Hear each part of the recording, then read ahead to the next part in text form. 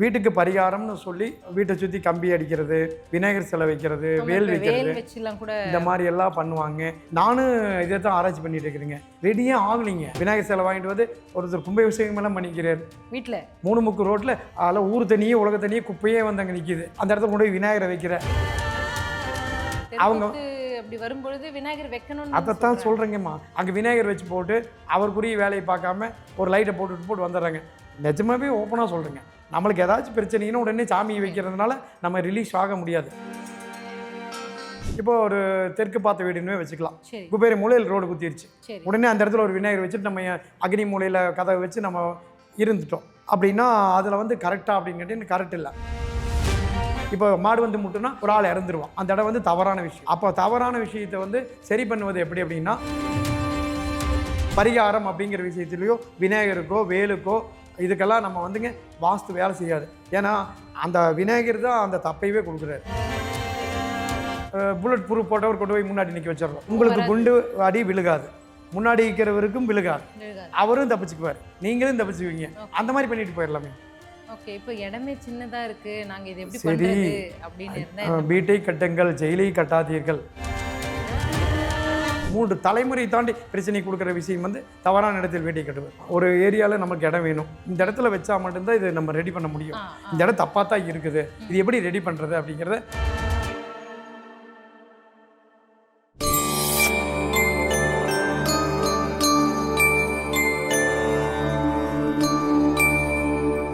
Temple express நேயர்கள் அனைவருக்கும் வணக்கம். இன்றைக்கி நம்ம கூட வலம் வாஸ்து டாக்டர் அசோகன் சார் இருக்காங்க. அவர்கிட்ட வாஸ்து பற்றின ஒரு சுவாரஸ்யமான கேள்விகள் இன்றைக்கி நம்ம கேட்க போகிறோம். வணக்கம் சார். வணக்கம்மா, வாழ்க வளமுடன். நன்றி சார். சார், இப்போது எப்பவுமே வந்துட்டு ஒரு வீடு வாஸ்து அப்படின்னு நீங்கள் நிறைய விஷயங்கள் சொல்லும் பொழுது வாஸ்து சம்மந்தப்பட்ட விஷயங்களுக்கு பரிகாரம் இல்லை, அதே வீட்டுக்கு வாஸ்து தான் பரிகாரம் அப்படின்னு சொல்லி ரொம்ப ஆணித்தனமாக சொல்லிக்கிட்டே வரீங்க தொடர்ந்து நம்ம நிகழ்ச்சியில்.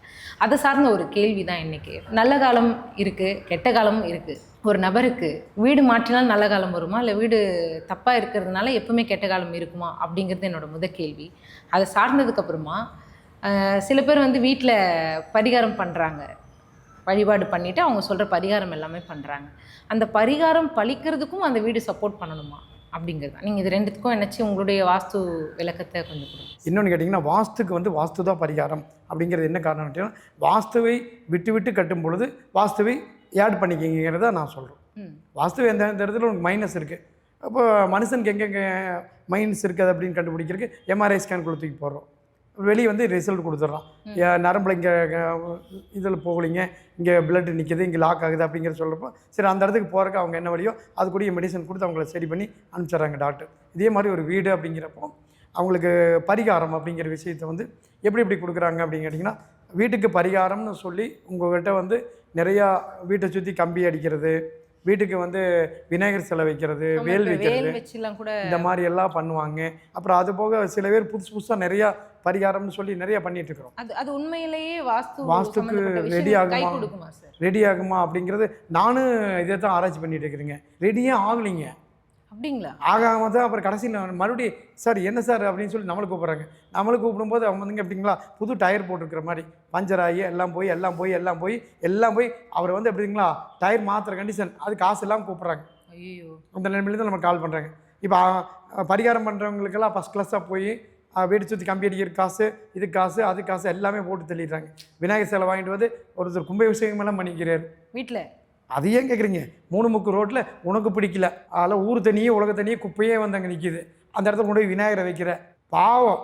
நான் சாமிங்கிறத வந்துங்க நீங்கள் எப்படி பார்க்குறீங்கன்னு கேட்டிங்கன்னா, ஒரு பிறந்த குழந்தை, ஒரு 6 மாதம் 3 மாதத்து குழந்தை நீங்கள் எப்படி பார்க்குறீங்களோ அதுபோல் சாமியை பாருங்கள். சாமியை முதல்ல அப்படி பாருங்கள். அப்படி நீங்கள் சாமி கூட கேவனிங்க. உங்களுக்கு எப்படி சாமி வருதுங்கிற, எப்படி உங்கள் கூட வினை புரிகிறாருன்னு பார்க்கலாங்க. வினை தீர்ப்பான் கணபதி எப்படி வினை தீர்ப்பான்? அந்த இடத்துல 3 முக்கு ரோட்லேயே தண்ணி வருது, அதில் அந்த இடத்துல நின்னாவே நமக்கு நோய் வருது. இல்லையே சார், இப்போ அவங்க அப்படி வரும்பொழுது விநாயகர் வைக்கணும். அதைத்தான் சொல்கிறேங்கம்மா. அங்கே விநாயகர் வச்சு போட்டு அவருக்குரிய வேலையை பார்க்காம ஒரு லைட்டை போட்டு வந்துடுறாங்க. ஊர் குப்பை உழவு குப்பை பூரா அங்கே தான் வந்து நிற்கிது. அது போக முச்சந்தி அது இதுனால இப்படியெல்லாம் சொல்லுவான். நான் இப்படியெல்லாம் பயப்படுறதுக்கெல்லாம் வரலிங்க. நிஜமாவே ஓப்பனாக சொல்கிறேங்க. நம்மளுக்கு ஏதாச்சும் பிரச்சனைன்னு உடனே சாமியை வைக்கிறதுனால நம்ம ரிலீஸ் ஆக முடியாது. சாமியும் குழந்தை போன்றே நான் என்னங்கிறேங்க. அதனால இன்னும் மேற்கொண்டு பிரச்சனை தான் வரும்ன்றீங்களா? கண்டிப்பாக. அதாவது உனக்கு அடிப்பட்டாலே நீ தாங்க மாட்டேன், உன்னுடைய குழந்தையும் சேர்த்து அடி வாங்குற, இப்போ நம்ம மேலே ரயில் ஏறினா பரவாயில்லைங்க, நம்ம கையில் வச்சிருக்க கை குழந்தை மேலேயும் ரயில் தண்டவாளத்தில் ஏற்றுறது தப்பு தானே. நான் என்னங்க இறைவனை நான் வந்து குழந்தை போல அப்படின்னு சொல்லிட்டுங்க. அவர் குழந்தை கிடையாது. உன்னையும் படைத்து உன் மூளையையும் படைத்து உன் சிந்தனையும் படைத்து உனக்குள்ள அவர் வினை புரிஞ்சுட்டு போயிட்டு இருக்கிறாரு. அவரை வந்து நீங்கள் வந்து ஒரு குழந்தைத்தனமாக கொண்டு போய் இப்படி இப்படி வச்சுக்கிட்டு எனக்கு பிரச்சனைனா அந்த இடத்துல கூட எனக்கு மிலிட்ரி வேணும். மிலிட்ரியே நம்ம இறைவன் நான் நினைக்கிறோம். இறைவன் மிலிட்ரி கிடையாது. அந்த காலத்தில் சாமி கும்பிடுங்க அத்தனை பேருமே என் குழந்தைகளுக்கு நல்ல புத்தி கொடுப்பா அப்படின்னு தான் கும்பிடுவாங்க. பெரும்பாலும் 90% மேலேயும் வந்துட்டு தெருக்கூத்தில் வந்து விநாயகர் சிலை இருக்குது. அதுக்கு அப்போது அந்த மாதிரி தெருக்கூத்து இருக்கும்போது விநாயகர் சிலைக்கு பதிலாக வேறு எதனா நீங்கள் சொல்கிறீங்களா? அவங்க கரெக்டான கேள்விமா. இப்போ விநாயகர் சிலைக்கு நம்ம எடுத்துடலாம், கொண்டு போய் கோயிலே கொடுத்துடலாம், அவங்க பூஜை பண்ணிக்கலாம். அதுக்கு வந்து என்ன செய்யணும் செஞ்சுக்கலாம். அந்த இடத்துக்கு மாற்று என்ன வேண்டது? இப்போ அதுக்கு பரிகாரம் வாஸ்துலேயே இருக்குது. பரிகாரம் அப்படிங்கிற விஷயத்தை விடங்க ஒரு இடம் ரோடு குத்துது. இப்போ ஒரு தெற்கு பார்த்த வீடுன்னு வச்சுக்கலாம். குபேர மூலையில் ரோடு குத்திருச்சு. உடனே அந்த இடத்துல ஒரு விநாயகர் வச்சுட்டு நம்ம அக்னி மூலையில் கதவை வச்சு நம்ம இருந்துட்டோம் அப்படின்னா அதில் வந்து கரெக்டாக அப்படின்னு கேட்டீங்கன்னா கரெக்ட் இல்லை. சரி, குபேர மூலைக்கு நமக்கு ஒரு விநாயகர் வச்சிடலாம். இது எல்லாருமே விநாயகர் வைக்கிறதுனால விநாயகர் வச்சிடலாம் அப்படின்னு இந்து மதத்துக்காரங்க இப்படி இருக்கிறோம். மீதி மதத்துக்காரங்க வாஸ்து பார்க்கறதுல அவங்க வாஸ்து பார்க்கறது இல்லைன்னு சொல்கிறது பொய்ங்க. வாஸ்து பக்காவாக எனக்கு இவங்களை விட அவங்க தான் அதிகம். 50% இல்லைங்க, 75% அவங்களுக்கு தான் நான் பார்த்துட்டு இருக்கிறேன். அவங்க தான் அதிகமாக ஜம்முன்னு சந்தேகமே இல்லாமல் தெளிந்த நீரோடை போல் சொல்கிற விஷயத்தை அப்படியே செஞ்சு அப்படியே சூப்பராக வந்துட்டு இருக்கிறாங்க. இப்போ இவங்களுக்கு வந்து என்னென்னு கேட்டிங்கன்னா ஆல்ரெடி வந்துங்க அரை மூட்டையை அடிச்சுட்டு போட்டு போயிடுறாங்க. இப்போ போய் அவங்களுக்கு முழு மூட்டையை அடிக்கிறதுக்குள்ள நமக்கு தெரானியே வெளியே வந்துடும். நான் இங்கே பார்த்தேன் சார், அங்கே பார்த்தேன் சார், அங்கே பார்த்தேன் சார், எனக்கு புண்ணே நல்லா ஆகலை சார், காலில் இந்த பொண்ணு தொடை வரைக்கும் வந்துடுச்சு சார் அப்படின்னு சொன்னால் அவங்கள ரெடி பண்ணுறது நம்மளோட கடமை. நோய் அப்படிங்கிறது எப்படி வேணால் வரலாம், டாக்டருங்கிறது எப்படி வேணால் இருக்கலாம், யார் வேணால் எந்த ட்ரீட்மெண்ட் வேணால் கொடுத்துடலாம். ஆமாம், அவனுக்கு எங்கே நிவர்த்தி கிடைக்குதுங்கிறது முக்கியம். எங்கேயும் கிடைக்கும் அப்படின்னு கேட்டிங்கன்னா சரியான இடத்துக்கு சரியான விஷயத்தை செஞ்சு கிடச்சிடும். அதுக்கு வந்து ஒன்றும் இல்லைங்க. இப்போ ஒரு இடம் இருக்குது, ஒரு 60 அடி ஒரு 20 அடி ரோடு குத்து நிறுத்தி மூலையில் வந்துடுச்சு. அதுக்கு என்ன செய்யலாம் அப்படின்னு கேட்டிங்கன்னா நிறுதி மூலையில் உனக்கு தான் அந்த இடத்துக்கு தானே ரோடு குத்துது. லென்த் 60 அடி இருக்குதுல்ல, அகலம் 30 அடி இருக்குதுல்ல, 20 அடியில் ரோடு குத்துதான். சரி, அந்த 20 அடி விட்டுரு. இப்போ மாடு வந்து முட்டுனா ஒரு ஆள் இறந்துருவான். அந்த இடம் வந்து தவறான விஷயம். சரிங்களா? அப்போ தவறான விஷயத்தை வந்து சரி பண்ணுவது எப்படி அப்படின்னா அந்த தவறான விஷயத்தில் நீ அங்கே நின்னா தான் உன்னை குத்து. நீ அங்கே மாட்டுக்கு முன்னாடி நின்னா அந்த இடத்த வந்து நீ எஸ்கேப் பண்ணிக்கோ. அந்த இடத்த கட் பண்ணி அதை உச்சமாக பண்ணி விட்டுரு. அதை வந்து நீச்சத்தை உச்சம் பண்ணி கொடுக்கறதுக்கு வாஸ்துவில் அருமையான விஷயம் இருக்குது. எப்படி சார் நீச்ச பகுதியை உச்சம் பண்ணுறதுக்கு என்னன்னு கேட்டிங்கன்னா அந்த இடத்துக்கும் நம்ம இடத்துக்கும் சம்மந்தம் இல்லாமல் ஒரு 10க்கு 15 10க்கு அந்த 20 அடி ரோடு பேஸில் விட்டுரு, லென்த்தில் ஒரு 10 அடி விட்டுரு, மாதிரி கட் பண்ணிவிட்டு விட்டுட்டு அதில் முன்னாடி தனியாக ஏதாச்சும் ஒரு கடையவோ அதுக்கு தகுந்த மாதிரி அந்த இடத்துல என்ன பண்ண முடியும், ஒரு கார் செட்டும் கூட தனியாக போட்டுக்குங்க. உங்கள் சார் எதுவுமே கொடுக்க வேண்டாம் ரேட்டு. நீங்கள் ஒரு கார் செட்டிங் கூட செப்பரேட்டாக போட்டு அங்கே நிறுத்திங்க. நீங்கள் உச்சத்தில் வந்துட்டு போயிட்டுருங்க. நான் நிறைய டெக்னிக்கலாக கொடுத்துங்க, ஏகப்பட்ட வேர்த்திங்க. ஏன்னா வீடுன்னு இருந்ததுன்னா 4 மாடு 5 மாடி கட்டிட்டாங்க சார். சதுரமாகவும் செவ்வகமாகவும் இருந்தால் தான் அது முழு வாஸ்துவோட கட்டிடம் அப்படின்னு சொல்கிறீங்க. அப்போ எல்லாம் கட் பண்ணும் தெருக்குத்து இருக்கிறதுனால இப்போ ஒரு லேண்ட் இருக்குது இங்கே நீங்கள் அந்த 16 அடி விட்டுரும் 10 அடி விட்டுரும் அந்த இடத்துல வந்து தானே வரும் மாதிரி அந்த இடத்துல கட் பண்ணிங்க. அந்த ரோடு குத்தை வந்து அந்த இடத்துக்கு ப்ளஸ் பண்ணி அதுக்கு தனி கட்டடத்தை அமைச்சிட்டுங்க.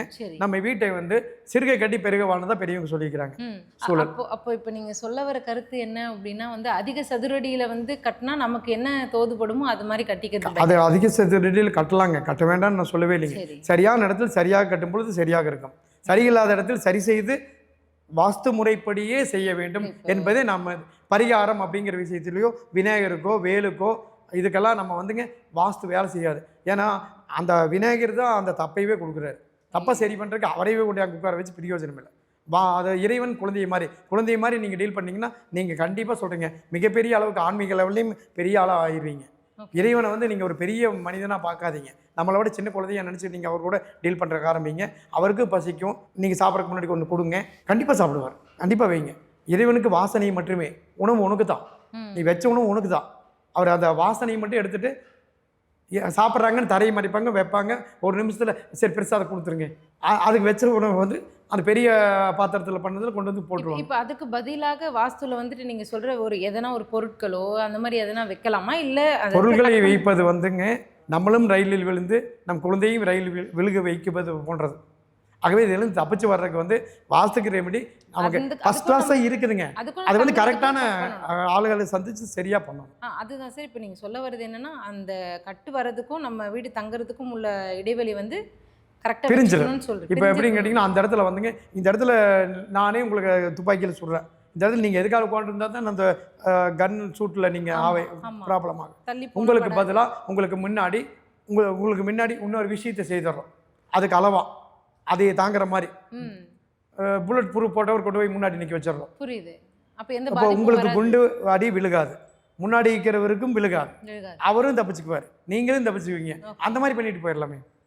ஓகே. இப்போ இடமே சின்னதா இருக்கு, நாங்க இதை எப்படி பண்றது அப்படின்னு இருந்தா, வீட்டை கட்டுங்கள், ஜெயிலை கட்டாதீர்கள். சொந்த செலவில் ஏப்பா சூனியை வச்சுக்கிற 3 தலைமுறை தாண்டி பிரச்சனை கொடுக்குற விஷயம் வந்து தவறான இடத்தில் வீட்டை கட்டுவது. ஓகே. இப்போ இந்த வேல் வைக்கிறது, அப்புறம் சாமியோட படங்கள் வைக்கிறது, வாசலில் வந்துட்டு பக்தியாக இருக்கிறாங்க அப்படின்னு சொல்லிட்டு அதை காமிச்சிக்கிறது, இந்த மாதிரியான விஷயங்கள் வந்து வாசல் எந்த ஒரு பலனும் அளிக்காது அப்படின்னு சொல்கிறீங்க 100%. கண்டிப்பாங்கம்மா. சாமியே குழந்தை, நம்மளுக்கு முடியாத இடத்துல எல்லாம் கொண்டு இறைவனை வச்சு என்ன பண்ண போகிறோம்? அது வந்து தவறு தான். அது வந்து இறைவனுடைய சிம்பிள்ஸ் அப்படிங்கிற விஷயத்தை தவறான இடத்துல வச்சு உடனடியாக அதை கருணையெல்லாம் வாங்க முடியாதுங்க. நம்ம என்ன சொல்கிறோம், அதை சரி செய்வதற்கு இதுலேயே நல்ல விஷயம் இருக்கும் பொழுது நாம ஏன் தெரியாமல் தப்பு செஞ்சுட்டு இருக்கணும். புரியுது சார். இப்போ நீங்கள் சொன்னது, இப்போது நம்ம எடுத்துக்காட்ட ஒரு தெருக்குத்து வீட்டை வந்து பேசணும், நைருதி மூலையில் எப்படி இருந்துச்சுன்னா அதை கட் பண்ணோம் அப்படின்னு சொல்கிறேன். அதே மாதிரி எல்லா மூலைகளிலும் எல்லா இடங்களிலும் ஒவ்வொரு திசைகளுக்கும் நல்லதும் இருக்குது, கெட்டதும் இருக்குது, உச்சம் இருக்குது, நீச்சம் இருக்குது. நீச்சத்தை பூரா கட் பண்ணி விட்டு நல்லது செஞ்சுட்டு போங்க. புதுசாக கட்டுறவங்க உச்சமாக மாற்ற முடியும். அப்போ உங்களுக்கு இது தெரியலைங்கிறப்ப தான் உங்களுக்கு பிரச்சனை வருது. தெரியாமல் கட்டிட்டேன் சார், கட்டணமே கைவிட்டு போயிருச்சு, நாங்கள் ஒரு காலத்தில் அப்படி இருந்தோம். ஏன்னா இப்போ இந்த லேண்ட் வாங்கும்பொழுது அந்த இடம் எல்லாம் சுற்றி இருக்கும்பொழுது இந்த அமைப்பில் தான் ஒரு லேண்ட் இருக்குது அப்படின்ற பட்சத்தில் அப்போது அதை வாங்கவே கூடாது. இல்லைன்னா இப்போல்லாம் கேட்டுலாம் வாங்குறாங்க, வாசு நிபுணர்கள் நிறைய பேர் இருக்கிறதுனால அவங்கக்கிட்ட கேட்டு சஜஷன் வாங்கி இந்த லேண்ட் வாங்கலாமா, இந்த பிளாட் வாங்கலாமா, இந்த மனை இல்லை இந்த வீடு அப்படின்னு கேட்டு வாங்குறாங்க. இப்போ நீங்கள் சொல்கிற ஃபார்முலா படி பார்த்தா நீச்ச வாசலாக இருந்தாலும் இல்லை நீச்ச பகுதியாக இருந்தாலும் அது நமக்கு ஏதுவாக அதை இல்லைங்க. நாம் என்ன சொல்கிறேன்னு கேட்டிங்கன்னா, இப்போ ஒரு ஏரியாவில் நம்ம எல்லாருக்குமே சாத்தியப்படுமான்னு கேட்க பாடுங்கம்மா. ஒரு ஏரியாவில் நமக்கு இடம் வேணும், இந்த இடத்துல வச்சா மட்டும்தான் இது நம்ம ரெடி பண்ண முடியும். இந்த இடம் தப்பாக தான் இருக்குது, இது எப்படி ரெடி பண்ணுறது அப்படிங்கிறத கரெக்டான கேட்டு சரியான நபர்களிடம் சென்று சரியான விஷயத்தை. டாக்டர் எப்படி அணுகிறீங்க, உங்களை உயிரை காப்பாற்றிட்டாரா?